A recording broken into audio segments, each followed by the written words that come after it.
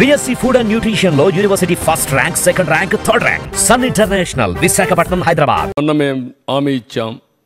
హామీ ప్రకారం ఇమీడియట్గా ఏం చేసాం? 3,000 రూపాయలు పెంచాం, 4,000 రూపాయలు పెంచాం. 3,000 రూపాయల నుంచి దివ్యాంగులకు 6,000 పెంచాం.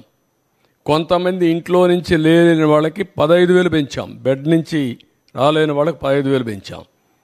అది మానవతా దృక్పథం చేయాలి. నిర్ణయం చేసాం. మళ్ళీ ఉచిత ఇసుక చెప్పాం. ఉచిత ఇసుక ఇస్తాను, ఇచ్చాం. ఇప్పుడు దాన్ని కూడా కొంతమంది విమర్శిస్తున్నారు. అంటే ఎట్లా మాట్లాడుతున్నారంటే ఉచిత ఇసుక అంటే మేము ఇసుక ఇంట్లో ఇస్తామని చెప్పామని మాట్లాడతారు. లేకుంటే నేనే మళ్ళీ ఇల్లు కూడా కట్టిస్తాను, లేకుంటే వాళ్ళ ఇంట్లో కూడా పొలాన్ని నేను పని చేస్తాను అని చెప్తారు. ఏం చెప్పమంటారు వాళ్ళని? ఇది రాజకీయం. ఆ రాజకీయాలన్నప్పుడు వాళ్ళకి వాళ్ళు చెప్పేది తప్పని చెప్పాలి. దీనికంటే ట్రాన్స్పరెంట్ పాలసీ ఏమందంటే జిల్లాలకు అప్పచెప్పాం. స్టాక్స్ అన్నీ వాళ్ళకే ఇచ్చేసాం. అక్కడ ఇసుక తీయమన్నాం.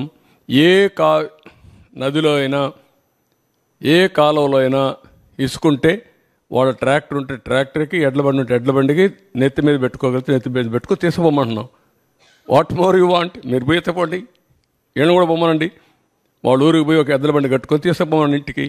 ఎవడొద్దన్నాడు? ఎవరు అడ్డపడతారు?